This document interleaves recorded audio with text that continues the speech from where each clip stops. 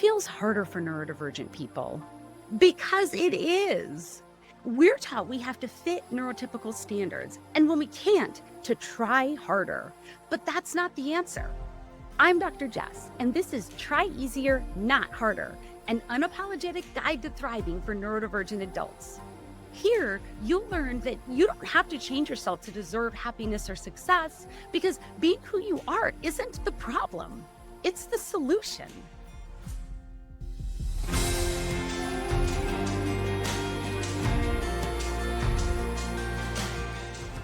One more thing.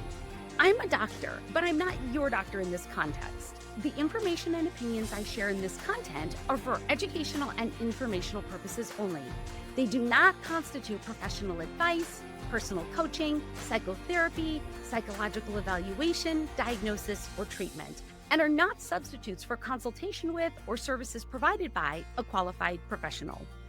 And another thing, this episode may contain a small amount of profanity. Viewer and listener discretion are advised. All right, let's get into it.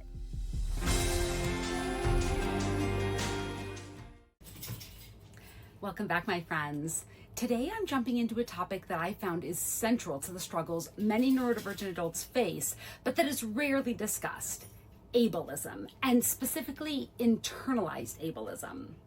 If you're neurodivergent and have no idea what that is and don't really care, but also know that something is in your way and always has been, don't click away, because I put this episode together specifically to help neurodivergent adults see how misunderstanding what's in our way has caused many of us to feel that we've spent our entire lives trying to get things right, working harder than anyone we know to be successful or be happy or to feel just once in a while that ease it seems like everyone else figured out years ago. But we haven't made it there yet, and we're starting to worry that we won't. That's where many neurodivergent adults find ourselves. And it's not because we weren't trying hard enough, but because we were addressing the wrong issues. Often because we have no awareness that internalized ableism is operating under everything that's making our lives hard. I'll start by giving some background so that internalized ableism makes sense. Then I'll talk about how ableism and internalized ableism impact neurodivergent people specifically and how that comes to happen. Lastly, I'll go through the common ways internalized ableism shows up for neurodivergent adults and give you strategies for recognizing when it's impacting your life and for changing the way you respond to it so you can get it out of your way. Before you fast forward, try to stick it out through the first half of the episode too. I know you want the skills and strategies most because so many of us are excited about things being better or easier for us, or we're desperate for that. But studies show that tips without context don't help very much, or more accurately, complicated problems need to be understood to be solved. So bear with me for the next 20 minutes or so and let the context sink in, because it truly impacts what we all experience. If you already know what I'm saying, focus on how it affects or applies to you personally and uniquely, because that will make the strategies easier to apply and more effective. Okay. First up is a little history and terminology to lock in our understanding of ableism. Are you ready for it? It's not boring, but I'll see if I can work in some swearing to spice it up. We don't fucking know exactly how people who were different were treated or described in early history, especially before history was recorded. But given what is known about the conditions of those times, people who were physically, cognitively, or otherwise different probably didn't live very long or have many offspring, so most genetic differences weren't passed on. As civilizations developed, everything became more complicated. People who were different were thought to be demons, possessed, or just abhorrently imperfect, and were cast out of societies or killed, even in infancy. As science and medicine advanced, differences began to be seen as things that might be able to be fixed, so they should be fixed. And if they couldn't be fixed, there definitely had to be a disparaging term the non-different could use to describe the unfixable differences and to classify the people who were different. There are disputes about the origin of the term handicapped, but either way, it referred to a person who was given some advantage or privilege to compensate for a weakness or defect. If that made you cringe a little, I'm right there with you.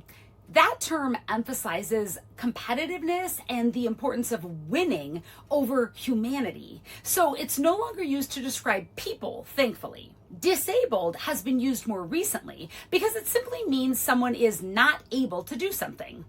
That's more neutral, right? More black and white. You're either able to do something or you're not. But we're still talking about people, and people are complex, so words we use to describe people are too.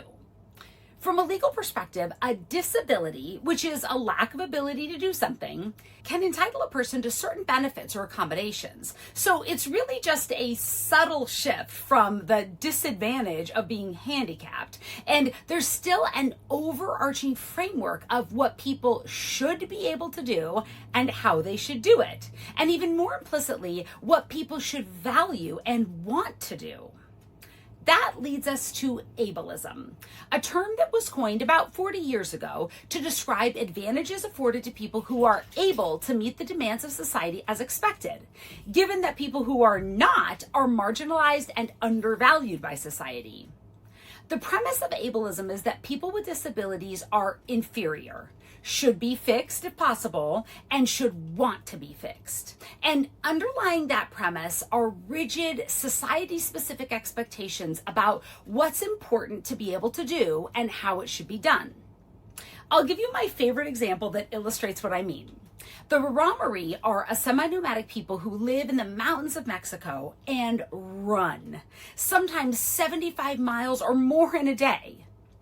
An American adult who is not able to migrate to a different region every winter, survive living in caves, and run for hours without stopping would not be considered disabled because what the Raramuri are able to do does not align with U.S. expectations for what's important to be able to do and how it should be done. However, a 5-year-old who isn't able to sit still and silent in 10 to 60-minute intervals over a 6-hour school day, during which he must focus exclusively on and fully comply with whatever he's instructed to do, could be considered disabled in the U.S. That hypothetical kid's brain and body could make him a very able Raramuri person.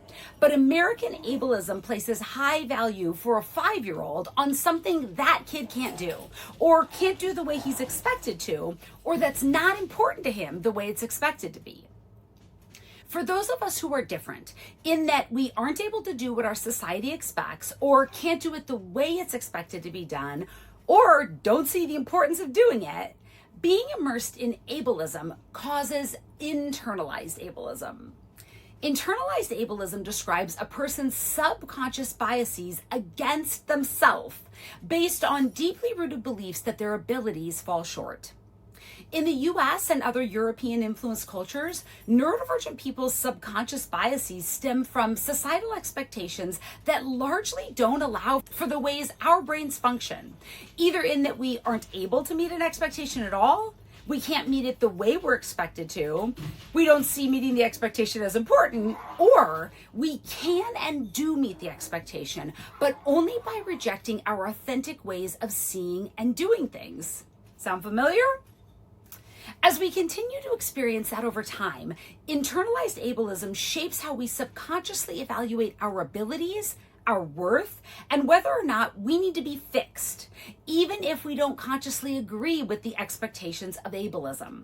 In other words, you could consciously reject those rigid standards, value people who march to the beat of their own drum, so to speak, and tell yourself, I know I'm smart and capable, but still feel deep shame when you struggle to do things others seem to handle easily.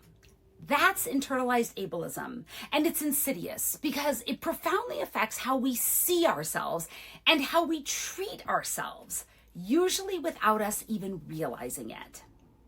To understand how this happens, we need to look at the environments and experiences that teach us to believe differences in our abilities reduce our inherent worth. The process begins in childhood and is reinforced over time by the relationships and systems we're in. That is, until we learn to recognize internalized ableism in ourselves, challenge it, and change the way we respond to it. We'll get to that, I promise. But first, let's explore how internalized ableism takes root, starting with early experiences.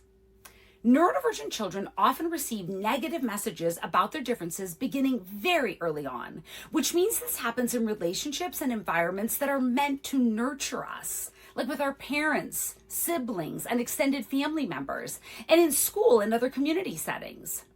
The messages might be explicit, like another child's parent yelling at you to stop running on the church playground, or a teacher saying, "You need to hold your pencil the right way like everyone else," both of which clearly indicate you're not meeting others' expectations. But sometimes the messages are harder to interpret, like an older sibling saying, "You better finish your chores so dad doesn't get mad at you," or a friend telling you, "You'd look prettier if you wore dresses," both of which are delivered in the spirit of helping us, but are actually meant to correct, change, or fix us. As another example, one of my coaching clients told me that when he was young, his mother often said, "I don't like the way you're acting right now," which sounds like a mother following pretty well-respected parenting advice by commenting on her child's behavior, not his character. But it's many years later, and my neurodivergent client still feels his mother's comments were directed toward who he is, not what he was doing, because in his mind, he should have been able to act the way his mother wanted him to. Keep in mind that neurotypical children are also corrected when they fail to meet societal expectations. But for the most part, they're able to meet the clarified expectations with relatively minimal effort and time, and without compromising who they fundamentally are. Since that's not the experience for most neurodivergent children, even loving, supportive corrections delivered with the intention to help us carry the underlying message that we don't measure up, we're not trying hard enough, or there's something wrong with us that needs to be fixed. Part of what makes this so complicated is that neurodivergent differences are often seen as preferences or choices. And the implication is that a good kid, and later a good person in general, prefers and chooses to do the right things, or what is expected by most people in most situations. In contrast, a blind child learning to read Braille would never be seen as rejecting print reading or refusing to learn to read print, nor would there be associated character judgments like that their refusal to read print means they're defiant, bad, or aren't consistently disciplined by their parents. I know that example is extreme, even preposterous, and I don't mean to imply that a blind child can't develop internalized ableism. But subconscious biases are significantly intensified in neurodivergent children by, for example, expectations that good children want adults' praise and behave and perform accordingly. So those who don't are bad and certainly inferior. And I know I don't have to tell you, this messaging doesn't end with childhood for most of us. As our worlds expand beyond our families and communities, we may find paths with expectations that fit us better, within our society or in another one. But the majority of us find ourselves in an even deeper sea of the same narrow, rigid standards of what people see as important to do and how those things should be done. In the US, conformity, compliance, productivity, and achievement based on neurotypical standards are expected and highly valued in essentially every setting. And there are expectations about how people adhere to those standards, which usually emphasizes efficient multitasking, quick decision-making, conscientious risk-taking, and a complicated intersection of individualism and extroversion. As neurodivergent adults, we're more likely to struggle with meeting any of those individual expectations, and even more so when the expectations are combined, as they almost always are. Some of us are successful in traditional settings, but that generally comes at the price of considerable compromise of our authenticity. In either case, the experiences increase internalized ableism by strengthening the subconscious biases that cause us to see ourselves as unable to do what we should be able to do the way we should be able to do it. As a result, internalized ableism has both broad and profound impacts on our lives as neurodivergent adults. Outwardly, internalized ableism underlies people-pleasing, perfectionism, and avoidance as we desperately attempt to meet expectations that don't align with our true abilities or to escape the consequences of our self-perceived failure, because our subconscious biases relentlessly insist that we can and should do what's expected, how it's expected, and that our difficulties are evidence of our personal flaws and failings, rather than the incongruities between rigid societal expectations and our authentic abilities, interests, needs, and priorities. For many of us, internalized ableism also causes us to be in constant conflict with ourselves, as we're repeatedly faced with the contrast between what we think we should be able to do and the reality of how we actually function. The resulting frustration and disappointment is deeply unsettling and can result in chronic exhaustion, hopelessness, a persistent sense of inadequacy, and many other problems for which society gives us very different explanations that all center around how we can and should fix ourselves so we can achieve and deserve the success, happiness, and ease that continues to evade us. Overall, that's where US and other European influenced countries are today, though there's a growing wave of voices like mine shouting to anyone who will listen that differences are valuable and that people who are different shouldn't be expected to want to be fixed or to change or pretend to be more like the majority. And instead, the majority should, at a minimum, allow people who are different to live in peace, freedom, and safety. Or, if we hold ourselves to the standards of the incredible advances in human consciousness over the past 2 million or so years, those in the majority should appreciate and value differences for the amazing ways they enhance and advance humanity, and strive to create and uphold societies, institutions, systems, and even relationships that purposefully provide opportunities to thrive for all ways of being and doing. We're getting there. Societal change takes a long damn time, largely because ableism is embedded into our culture, so it takes conscious effort to be aware of all the ways it impacts our perceptions and then to go against them. Internalized ableism is even harder to recognize because it's fused into our subconscious processes. It's below our awareness, so it causes neurodivergent people to see ourselves as needing to change to meet ableist cultural expectations, even when we consciously believe that our ability to do something, how we do it, and whether we care about doing it at all are all absolutely fine. Without us even realizing it, internalized ableism causes us to judge ourselves harshly and treat ourselves poorly, which again is why I wrote this episode, with the hope that it will help some of you understand why it feels like you just can't get out from underneath the frustration, overwhelm, and even hopelessness and grief that comes from the constant sense that you need to get your shit together, figure something out, climb the ladder, live up to your potential, try harder, do more, do better, be better. I know what decades of that feels like, what it does to a person. And I don't want that for myself or for you or for any neurodivergent person. So I figured out how to get out from under it, and we'll go into that now. Let's start by looking at 4 of the most common ways internalized ableism is experienced by neurodivergent adults, but is almost always misinterpreted by other people and ourselves. For that reason, I'll give you a strategy for identifying each manifestation of internalized ableism and another one for challenging and eventually replacing the subconscious biases of internalized ableism that underlie the self-defeating tendencies that develop from and continue to be strengthened by all the times our abilities didn't match what was expected. The first is perfectionism. Perfectionism arises from repeated experiences of our genuine attempts to do things well falling short, because what we did or how we did it didn't produce results that met others' expectations or our own, and we don't know why, but believe we should. Perfectionism is internalized ableism subconsciously holding you to standards that you can't trust yourself to meet, so you do every single thing you can think of for a task as a strategy for increasing the odds that you won't fail. It's an unwinnable battle, but perfectionism seems to develop a mind of its own, because even when we're doing something we know doesn't require perfection, many of us can't stop until we've done everything we possibly can. It's frustrating and exhausting, but it's also what parents, teachers, employers, and even friends and partners seem to want.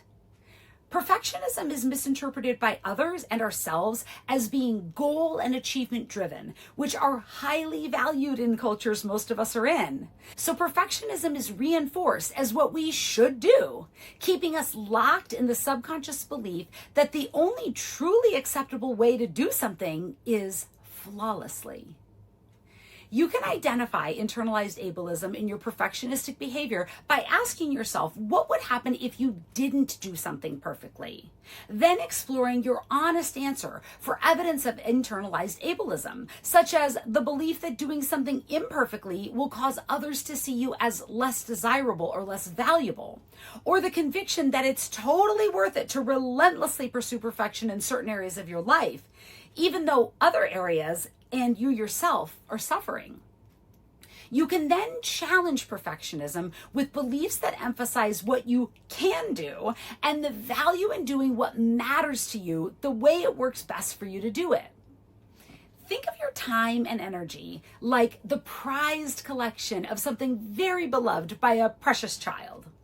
The same way that there are benefits to a child sharing from their collection with their very best friend, it makes sense for you to give some of your time and energy to pursuits that are important to you. It does not make sense for a child to give away every piece of a collection they love or to give it to someone who doesn't matter to them. And it does not make sense for you to spend more of your precious time and energy than you need to, leaving you without enough for other things you need and want to do. And it makes even less sense, in fact, it's ridiculous, that you would give your limited time and energy to anything you don't find important.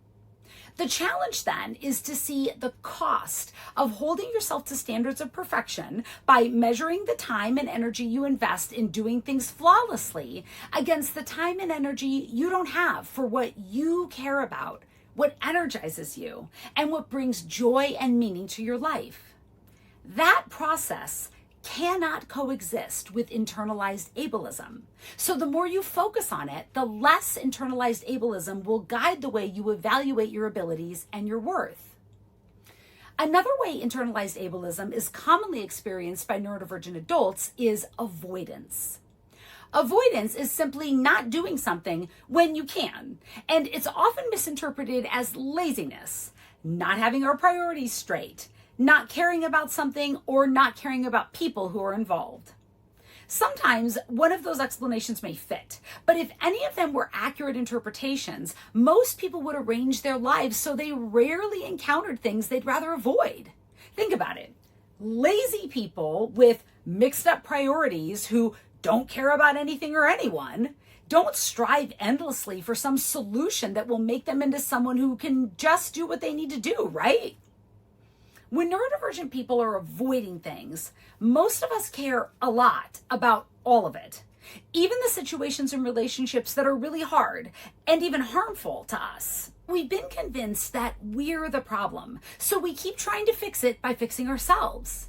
We keep trying to become people who do what everyone says we need to do. We keep trying and failing and thinking, what is wrong with me? I should be able to do that like everyone else. That is internalized ableism. If you struggle with avoidance, think about the types of things you tend to avoid. Keep in mind that avoidance is not doing something you can do. So it's not about forgetting or running out of time or not wanting to do things that are actually difficult for you. Maybe it's calling to schedule an appointment, replying to a work colleague's long email, or replacing the broken paper towel holder with the new one that's been sitting in the box on your kitchen table for 2 weeks. You know, the one that just sticks to the wall. So you don't even need tools to switch out the one that sits on the counter for this one. Those tasks aren't technically difficult, so avoiding them is almost always rooted in internalized ableism and our subconscious belief that we can't do things the way we're expected to. Our avoidance may be couched in legitimate concerns that we don't fully understand what's being asked of us. Raise your hand if you've ever put off starting something until you knew precisely what the assignment, task, or project entailed. Not only have I done that for as long as I can remember, I am currently doing it on a number of things. Avoidance and perfectionism can overlap, but both are manifestations of internalized ableism, and undoing that takes time.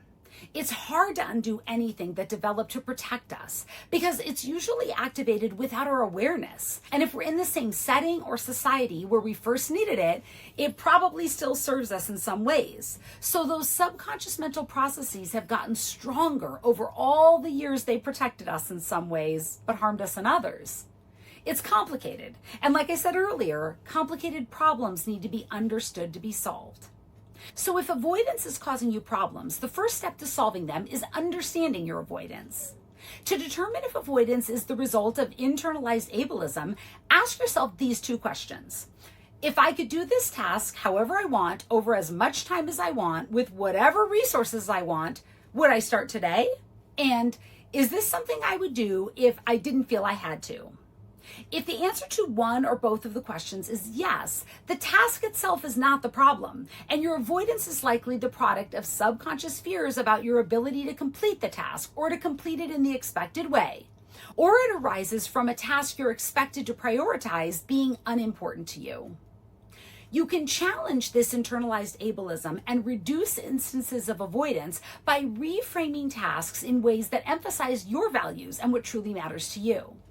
This is a fairly simple adjustment to the ways you think and speak about, as well as list and record, the tasks you want to complete without avoiding them. As an example, let's say you've been avoiding scheduling your annual mammogram because your sensory sensitivities cause you to need breaks during the course of the procedure. And because you feel guilty about slowing down the technician's day, you always find that you can't stop talking and sometimes say embarrassing things. Despite the experience being unpleasant, you're grateful that you have access to routine mammograms, and you wouldn't dream of skipping it, which is why you get so frustrated at yourself for letting it loom over you for weeks or even months before you schedule it. In that case, or any other situation when you're avoiding something you can do and want to do, take just a moment to identify why it matters to you. Then incorporate that into the way you refer to it. In the case of the mammogram, it might be staying alive and healthy to have more time and experiences with my family means scheduling my mammogram today. Yes, I do realize how long that is as a calendar entry, but it won't take very long to type it into a digital calendar or reminder app. And you can do it even faster using voice to text. If you use a paper calendar, lists, journal, or Post-it notes, maybe splurge on a nice pen that writes smoothly or has beautiful glittery ink, so it's a treat to write it out. Without a doubt, the time you spend typing or writing will be far less than the time you spent in previous years berating yourself for not making the call the day you got the email reminder from your doctor, or the next day, or the next for several months. And don't lose sight of the point here, because giving into that is internalized ableism at work. If you've always had clear mammograms, you might be thinking that it didn't make a difference that you got last year's mammogram in October when it was due in July. Those 3 months could have made a huge difference, a life or death difference. But the point is the 3 months you spent beating yourself up for not doing something you could do and wanted to do, but is different for you to do for valid reasons that you don't acknowledge are valid. And that's just one thing, likely of very, very many, that internalized ableism subconsciously causes you to waste your precious time and energy judging yourself harshly, treating yourself poorly, and trying to fix yourself about. When you refer to a task you're likely to avoid by its personal importance to you, your brain responds to the description of something that matters to you, instead of to the quiet, nagging, nasty nudge reminding you that you can't do things the way everyone else does, but you should. That is internalized ableism. The next manifestation of internalized ableism I'll cover today is people-pleasing. People-pleasing is an adaptation that develops from repeated experiences of our authentic efforts falling short of others' expectations. Usually below our awareness, we develop an understanding of ourselves as being unable to do what others expect from us the way they expect us to do it, when we're being fully ourselves. So we say yes to things we don't want to do, refrain from behaviors others don't want to see, and learn to do things when and how others expect us to, rather than in accordance with our strengths and preferences. In this way, we can see masking as a form of people-pleasing, since both involve suppressing aspects of our authentic selves to avoid social consequences. Both people-pleasing and masking are often misinterpreted as typical adaptation to social circumstances. That false assumption can come from others or ourselves, and typically includes messaging like, everybody wears different hats. In fact, people-pleasing and masking are quite different from the ways neurotypical people alter their behavior in specific situations, like a teenager who speaks one way to his friends, another way to his favorite teacher of the past 3 years, and yet another way when greeting executives at his mother's company during a formal recognition ceremony. As a reminder, healthy adaptation to a social situation involves engaging specific aspects of your authentic self by choice in order to meet a specific goal in a specific situation, whereas masking involves the engagement of inauthentic aspects of yourself reflexively in order to protect yourself in situations in which you anticipate risk of emotional or physical harm should you present yourself authentically. So even if the teenage boy in my last example tells his mother he was hella fake when speaking to her boss at the event, if he was able to speak more formally and politely and refrain from using slang or profanity without compromising his authenticity to honor his mother's accomplishments, or because he hopes his mother's boss invites him to sit in the company box at a Niners game again this year, he's adapting his behavior to a situation, not masking.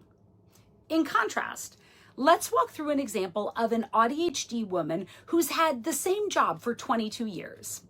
She loves her work and she's great at it, but she dreads her department's daily morning meetings because that style of talking things out doesn't help her clarify her responsibilities. So she endures the required gatherings with considerable distress.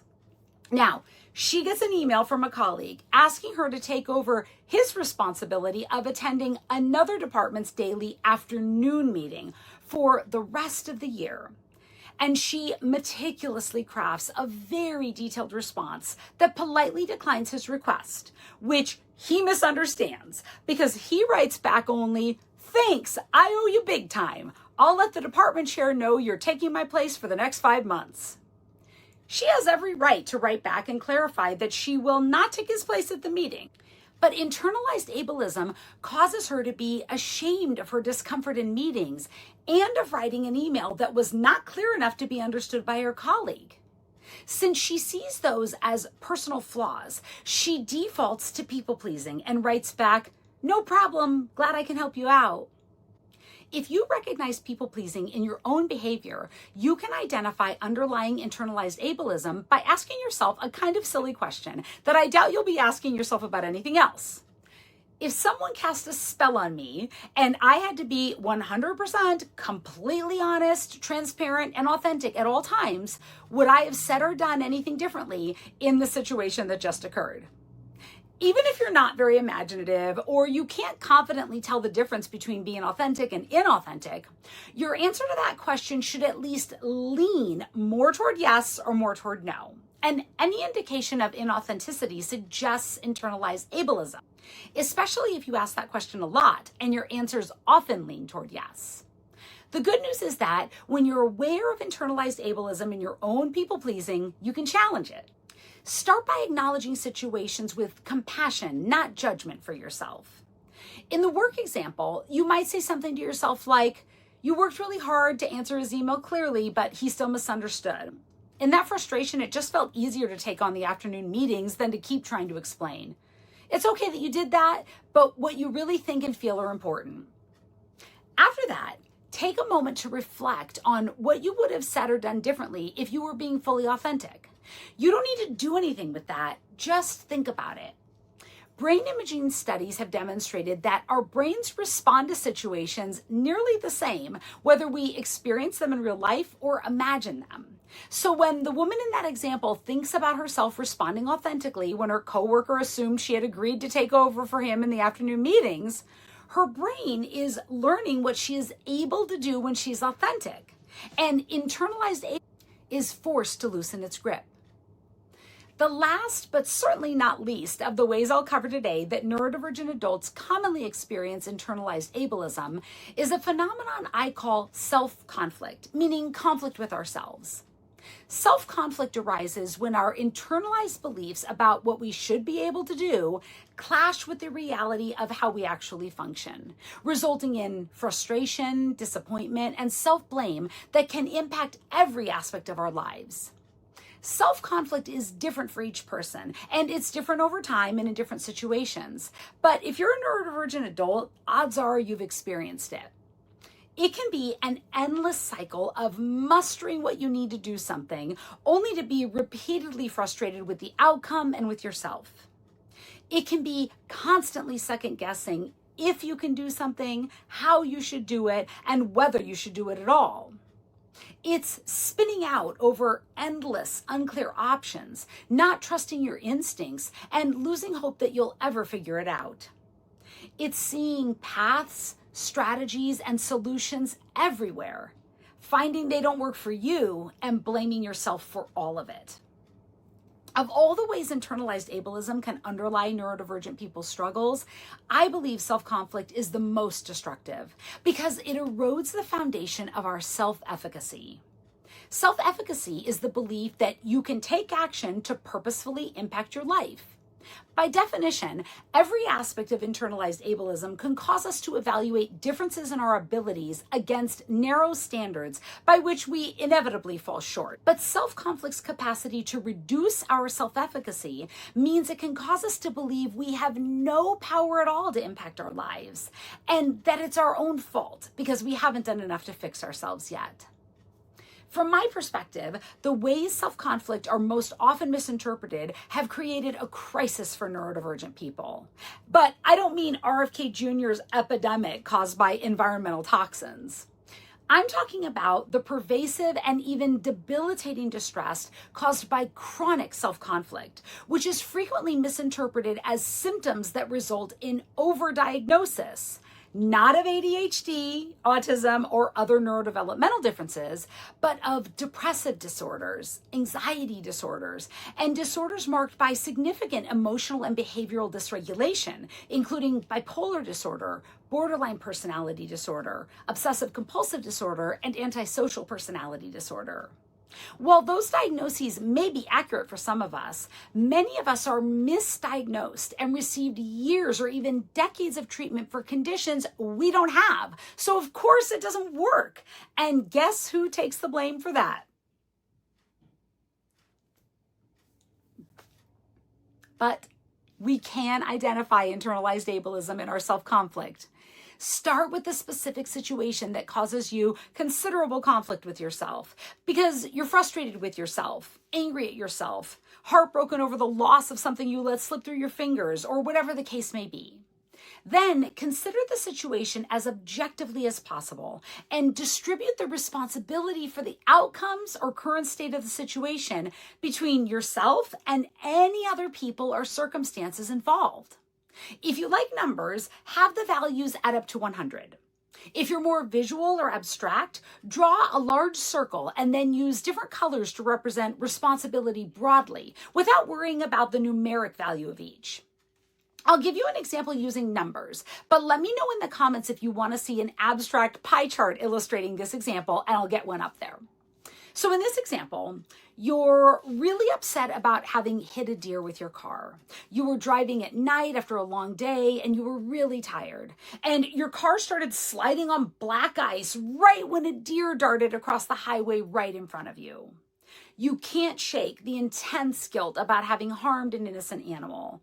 And you're experiencing intense self-conflict around how you should have driven more carefully and could have gotten a coffee before you started driving. And you wouldn't have even needed the coffee if you'd gotten more rest the night before. And if you're being honest, you really should have taken better care of yourself over the last year. Holy shit. That's a lot of evidence that it's all your fault. But is it? So take a step back and think about the situation objectively. Would the outcome have been the same if the temperature were above freezing, or it hadn't rained earlier that evening, so there was no black ice? What about if the deer hadn't darted out, or hadn't darted out at that exact time in that exact spot?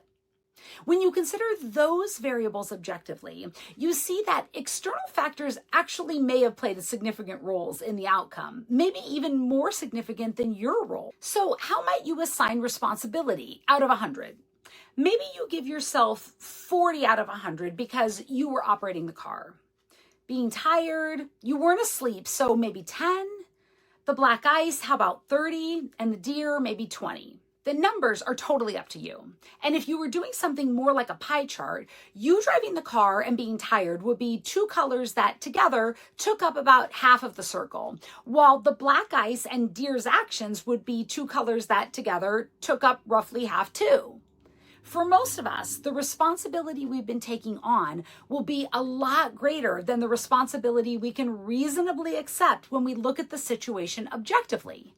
And that means internalized ableism is likely hard at work telling you that you should have been able to do something differently or better. When you identify internalized ableism as underlying your self-conflict, there's an easy way to challenge it using a time-tested strategy for reframing your perspective with this question. If a good friend came to me with this situation and these feelings, how would I respond? Chances are you wouldn't judge your friend as harshly as you're judging yourself. You might say, that sounds really awful, but it wasn't your fault. You can't control black ice or a deer darting into the road. Sit with that response for a moment, then go a step further by considering what you would think and feel if your friend told you this story. Would you think they were a horrible person who deserved punishment, or that they were being kind of irrationally hard on themselves? Would you feel contempt towards them or compassion? Even if your thoughts and feelings would be somewhat mixed, could you give your friend the benefit of the doubt and acknowledge that they did the best they could in that moment? I bet you could, and you would. So give yourself the same grace.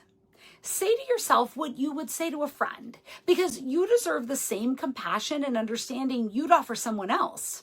Like with the other manifestations of internalized ableism, using this process of reframing self-conflict will weaken the hold of internalized ableism on your subconscious thoughts and beliefs.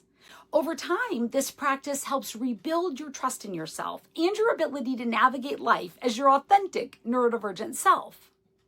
Through whatever approach you take to identifying and challenging internalized ableism, don't forget that it can be alive and well in you without you even knowing it. That's because it's a learned automatic response that developed to protect us.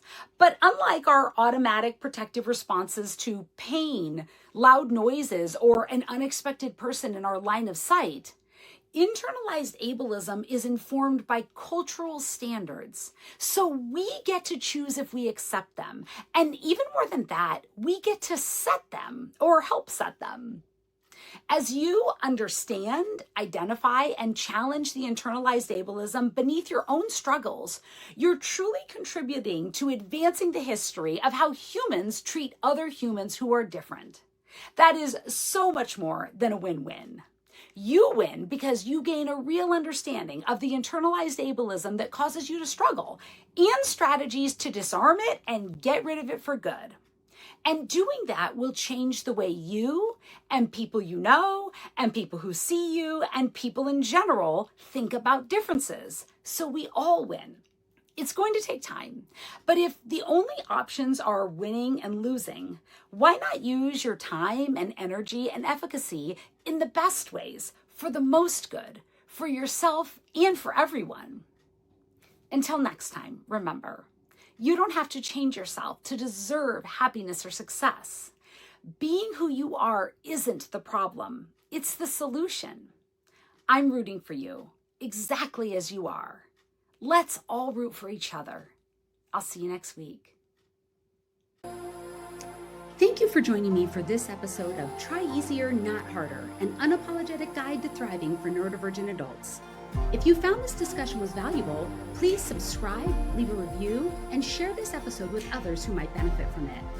For transcripts and information about working with me directly, visit my website, drjessicabello.com. For more content, follow at Dr. Jessica Bello on LinkedIn, Facebook, Instagram, and TikTok, at drjessicabello.com on Blue Sky, and at Dr. Jess Coach on YouTube. Disclaimer. The information and opinions shared in this content are for educational and informational purposes only. They do not constitute professional advice, personal coaching, psychotherapy, psychological evaluation, diagnosis, or treatment, and are not a substitute for consultation with or services provided by a qualified professional. Accessing this content does not establish a patient or client relationship. While efforts are made to ensure accuracy, no guarantees are made regarding this content's completeness, reliability, or applicability to individual circumstances. Any application of or reliance on the information and opinions in this content is at the user's own risk. Music, Marcus Way, Lovely Day, Tribe of Noise. Copyright 2025, Jessica Bello, PhD, PLLC, all rights reserved. Thank you for being here. Take care of yourself, my friend.